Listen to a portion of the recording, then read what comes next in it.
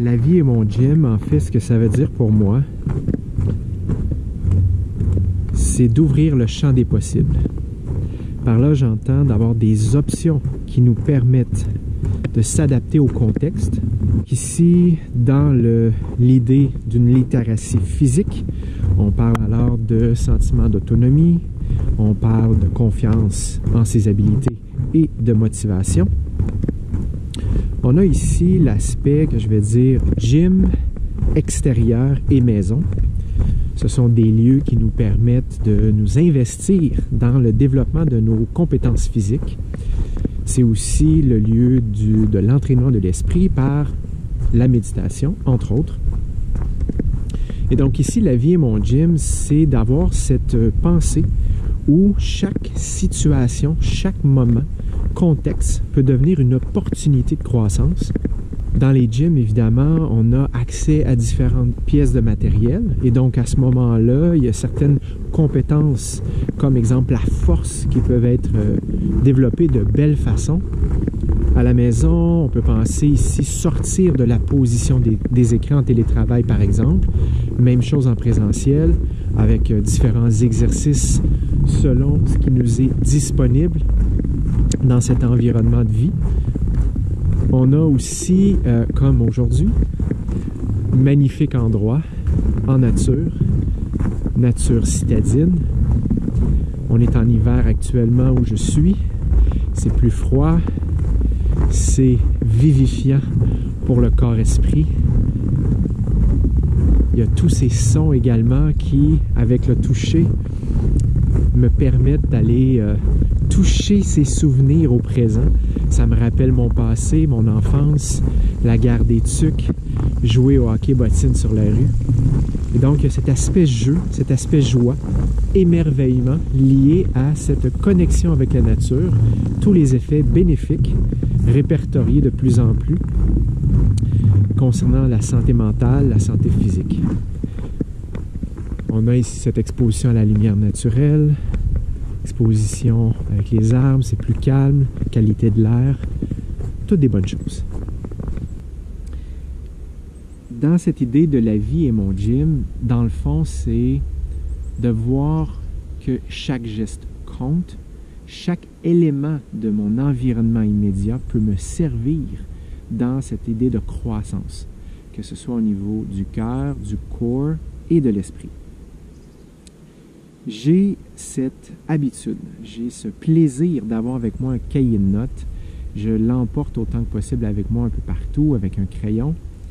C'est cette idée que chaque geste est interconnecté et transférable en termes d'habilité à travers d'autres comportements du quotidien. Donc ici, avec le crayon, le papier, dextérité, motricité fine, force de préhension, pas nécessairement force de préhension ici, et ma relation avec mon environnement physique immédiat.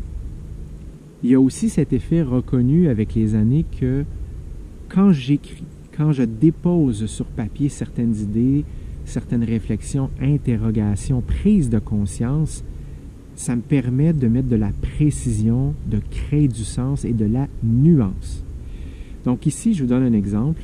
Dans cette idée de la vie et mon gym, j'ai écrit par exemple sur plusieurs fois s'entraîner 4 saisons au gym, à la maison, en extérieur. Ça me permet de développer avec le temps, de maintenir ces forces adaptatives dans ce véhicule corporel qui vont m'aider justement à avoir des options pour différentes situations de vie au quotidien. Un exemple où je combine des gestes du quotidien, c'est d'aller faire mon épicerie active avec un sac à dos. Donc à ce moment-là, je me déplace d'un commerce à l'autre. J'investis de l'argent sur de la nourriture à travers des commerces physiques dans mon environnement immédiat de ville. J'ai cette activité, cette occasion de socialiser avec des gens que je connais. Ensuite, à la maison, évidemment, cuisiner ses aliments. Donc, à ce moment-là, toute cette dextérité pour couper, par exemple, des aliments. Il y a aussi ce mode de transport à l'huile de jambe, donc de marcher, de me déplacer à vélo. Il y a aussi tout cet élément de variété à l'entraînement Donc, à ce moment-là, en ayant toutes ces options de bouger, ça me permet justement de travailler à la fois sur cette motivation, ces motivations extrinsèques et intrinsèques, développer cette capacité à auto-générer du mouvement. J'ai marqué aussi le plaisir de l'effort. Le plaisir à l'entraînement est un élément très important. Il y a aussi le fait de valoriser l'effort pour arriver à développer des aptitudes à la fois physiques et mentales. L'entraînement de l'esprit, par exemple par la méditation, l'entraînement du corps, lors d'entraînement au gym, à la maison ou bien en extérieur, par exemple. D'où ces trois mots, plaisir de l'effort, qui inclut la valeur de l'effort. Toutes ces options que l'on développe avec le temps, par la pratique et donc l'expérience et le savoir vécu, ça nous donne une capacité à prendre des décisions éclairées. Ça nous permet d'avoir une vie aussi active que possible, d'investir son énergie là où on a du contrôle et d'être sur cette aventure d'acceptation là où on a peu ou pas de contrôle. Quelle autre note également que j'ai prise? Avoir des objectifs clairs, mais aussi se laisser la place à l'émerveillement. Donc, c'est à la fois d'avoir une ligne tracée d'un point A à un point B, savoir d'où l'on part pour s'aider à se projeter dans un avenir potentiel désiré, mais c'est aussi d'avoir cette capacité-là, cette flexibilité mentale, émotionnelle, pour être en mesure, en fait, de s'adapter aux conditions, au contexte du moment. Donc, c'est ne pas être rigide, c'est d'avoir un but clair, oui, précis, mais aussi avoir la capacité d'adaptation en fonction des éléments, du contexte du moment. Laisser place à l'imaginaire pour la créativité. Développer maintenant ses habilités, maintenir ses capacités pour une longévité active.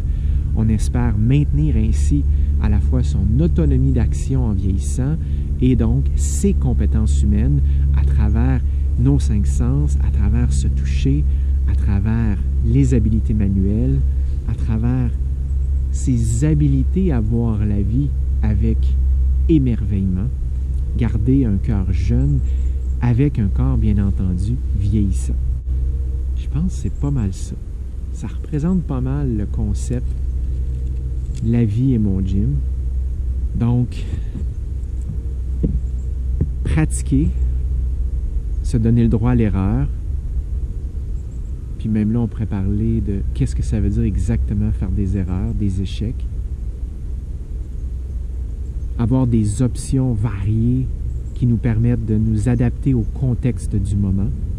D'où l'idée de s'entraîner au gym, par exemple, s'entraîner à la maison, s'entraîner en extérieur et même, pourquoi pas, en voyage, à ce moment-là, pour maintenir minimalement nos habiletés développées en dehors de ce cycle de voyage, de récupération, de plaisir de la découverte. La vie, mon gym, en fait, c'est se donner les moyens en investissement, voyant de la valeur dans ce genre de travail.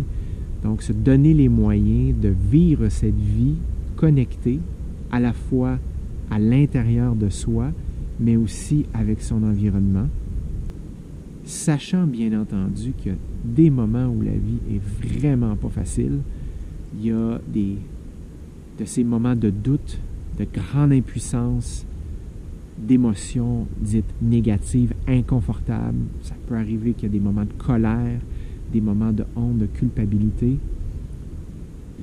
C'est juste d'augmenter son coffre à outils, d'avoir des options, comme je le disais, pour s'aider à travers ce cheminement, pour s'aider à se relever de moments difficiles à travers l'entraînement de l'esprit, à travers des pratiques physiques, à travers des activités de socialisation où on s'expose à nos inconforts actuels pour graduellement développer de la force en soi, développer cette capacité à se relever, à se tenir debout, à marcher, à avancer, à évoluer.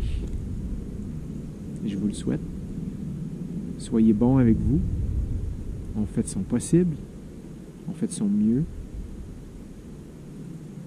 On essaie d'apprendre, de mieux comprendre, de maintenir une certaine ouverture d'esprit, tout en ayant un œil critique, de l'humilité, une courageuse authenticité, une ferme détermination.